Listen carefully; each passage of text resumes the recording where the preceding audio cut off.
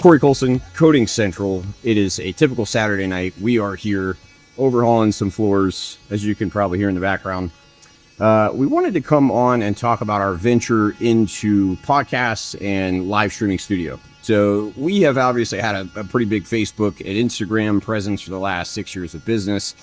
This is something we've always kind of wanted to do, but we were held back with where to start, what to buy, all the questions that you would have about knowing absolutely nothing about starting up a podcast studio and kind of live stream studio. So Justin and I kind of looked around for different options, different setups.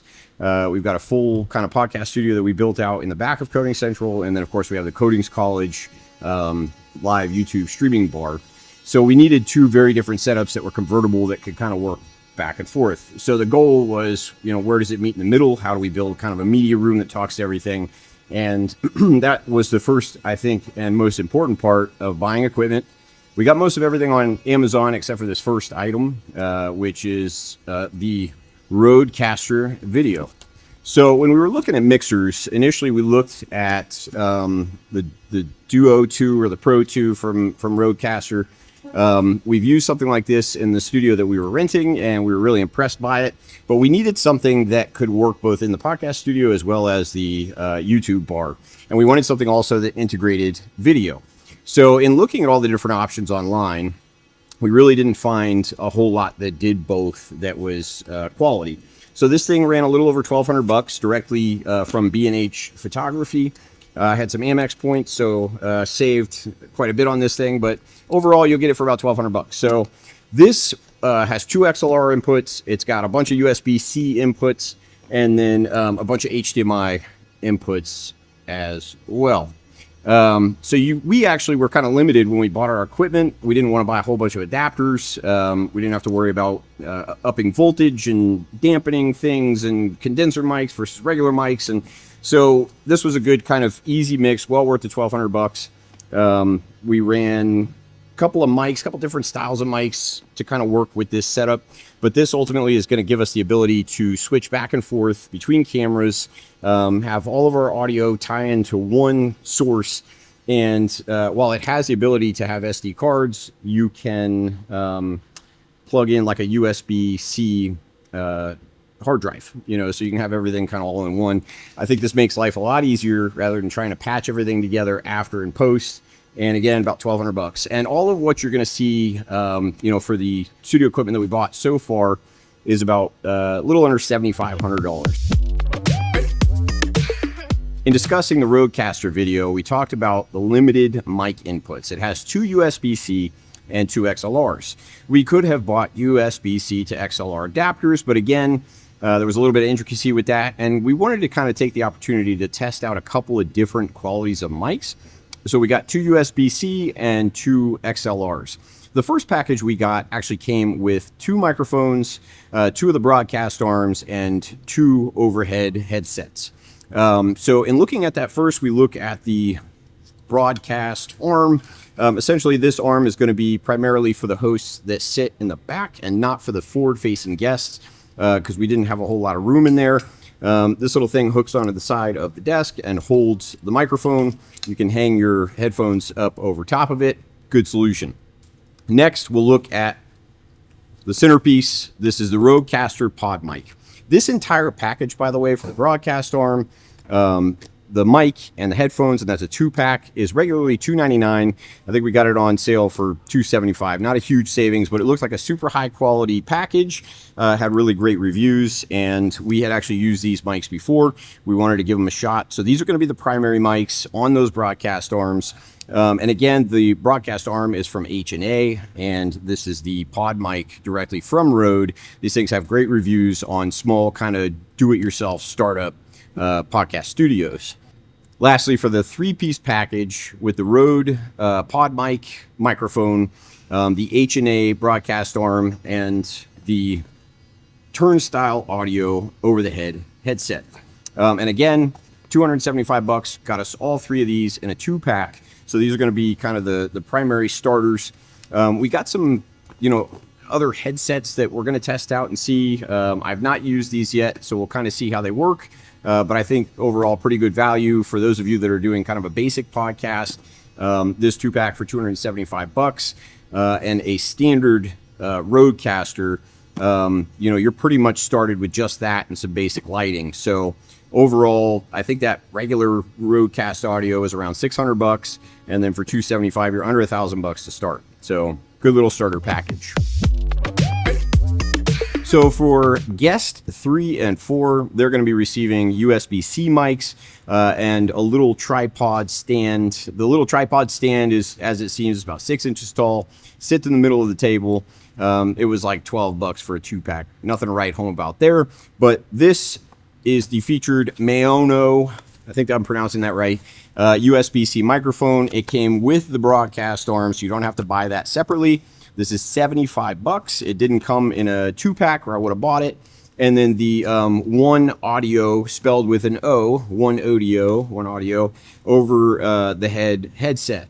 So $75, $32. They didn't have a 2-pack, so we had to buy them separately. About $215 for this setup, and then $12 for the 2-pack of tripods. So you're almost the same price as the Rode pod mics with the 2-pack. Overall, we'll give feedback on this. Don't really know what to say, but if you're on a little bit of a budget, and you can't afford the 2-pack with the Rodecast or the Rode pod mic, this thing had killer reviews. It lights up real pretty, and I think that's probably why I got it. So since we're on the subject of audio, we're going to jump back out to the live YouTube studio. For that, we wanted to capture the best of the best audio. So we talked about the folks that were actually presenting, whether they're going to be moving around between the YouTube bar and the hibachi training station over my back, or if they were going to be kind of stationary. So we got a couple of Rode shotgun mics, which we'll show you here in a second. But first, we're going to talk about the wireless go-tos from Rode. These things have actually been really good to me over the years in their prior generations. We've used these with all kinds of different shooting styles, being mobile on boats, running through Las Vegas at World of Concrete. So we got a couple of these. They hook wirelessly directly into the Rodecaster video. Makes it super simple. All of the Rode stuff talks. All right, for odds and ends, we're going to talk about hardware. A little less sexy than the audio recording stuff, but nevertheless just as important. This is called the newer Super Clamp. This thing will kind of hook on to whatever, whether it's like a little boom or a mount, and it will hold your cameras. It has a GoPro and an iPhone or I guess Droid attachment.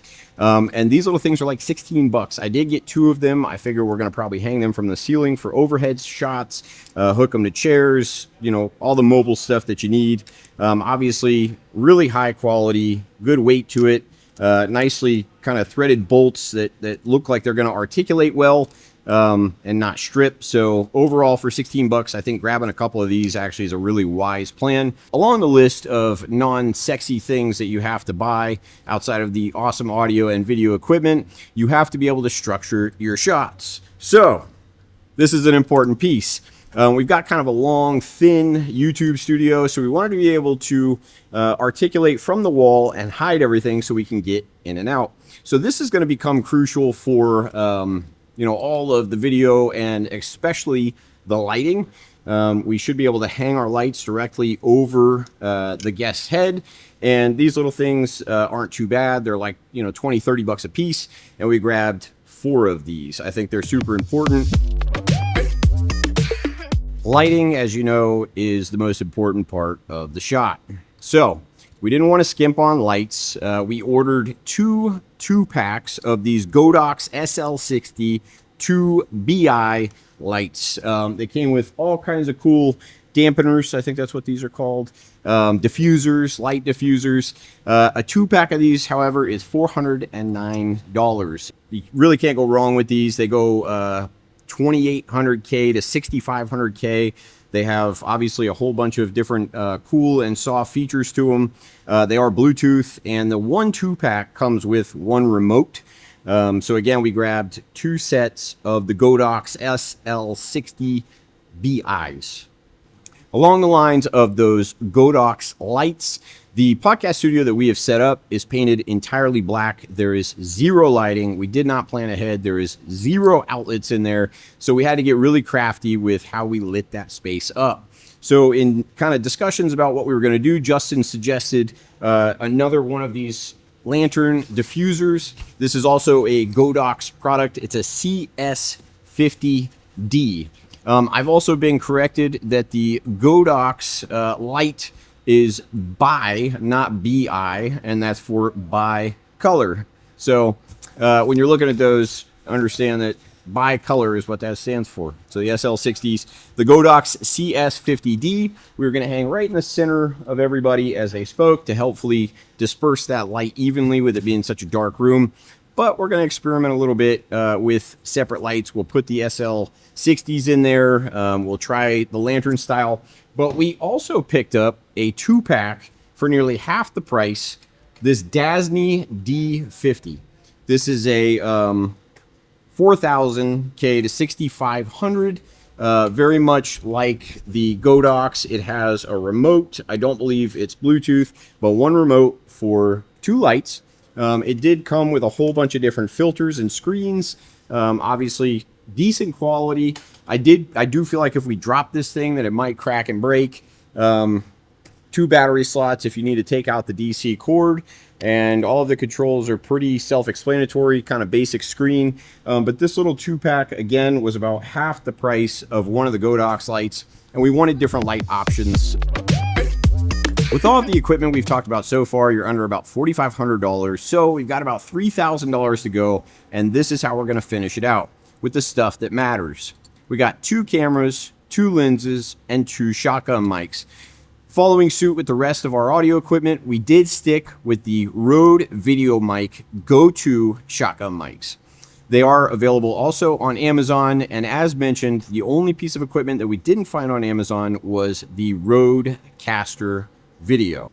So the Rode VideoMic Go-To shotgun mic is only about $89. So we grabbed 2 of them for both of our cameras. We are going to obviously use them intermittently with the Rode attachment wireless microphones that we have. I did want one for each camera, and honestly, I wasn't comfortable not buying 2 of everything just in case something broke. So for 90 bucks a piece, we saw that these were probably the best bang for our buck. What's not here yet that we'll show you a little bit later is our camera. We got the Canon EOS 8 wide frame. I felt that wide frame was important because of the multitude of shots that we had between the live YouTube studio and the podcast room. We would rather have kind of a wider shot with the ability to focus in, catch everything nice up and close. On Amazon, these cameras were available refurbished or new. The new price was under $1,200, so we decided to go 2 brand new ones. Can't really beat that. $2,400. That's the bulk buy. The most costly part of this little adventure, but I think probably the most important. We're okay with the purchase, and I think we actually did buy refurbished lenses, so we weren't necessarily against refurbished materials, but we decided to kind of sway away from that with the camera. So for the lenses, we stuck with the Canon RF 15-30. This is the f4.5 to 6.3. Really nice Canon lens. Again, refurbished. I think this lens was under $300, and I did get 2 of these for our Canon EOS 8s. Obviously, don't forget to get your SD cards. Make sure you look carefully to see what's included. A lot of these microphones included already the XLR or high-speed USB-C cables, power cords, remotes. Unboxing all of this, obviously, it's been like Christmas morning.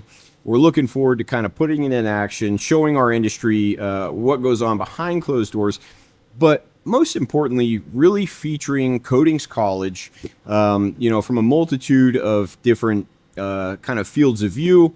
We actually got a couple more things that weren't on the list and aren't here yet that we'll also talk about.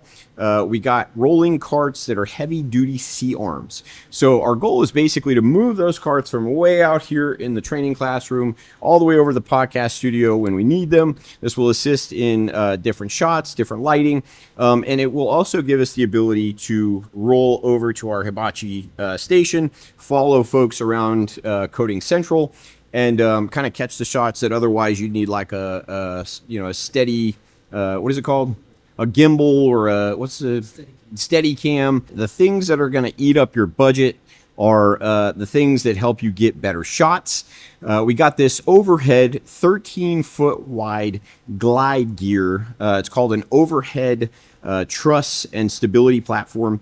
Basically what it is it's like a dual supported kind of slide bar that you can hook your cameras up to and get overhead shots. So we're really looking forward to getting the shots that, you know, people working on their projects, getting overhead shots of folks teaching classes, and being able actually to hook those to, again, our rolling C carts and move that overhead shot back and forth. It sounds like Brandon and Jeremy are done inside, so perfect timing. Let's get a look at what they're doing tonight. If you guys have any questions about how to set up a podcast studio or YouTube studio, I don't think you want to ask me because we're brand new at this, but you certainly can peg us with some comments. Hit us for our opinions on other things that we researched.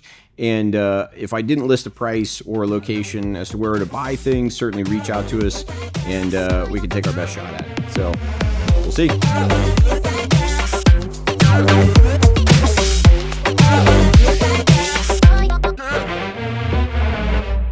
For more information, visit www.codingcentral.com or give us a call at 540-734-6119. We've got you covered.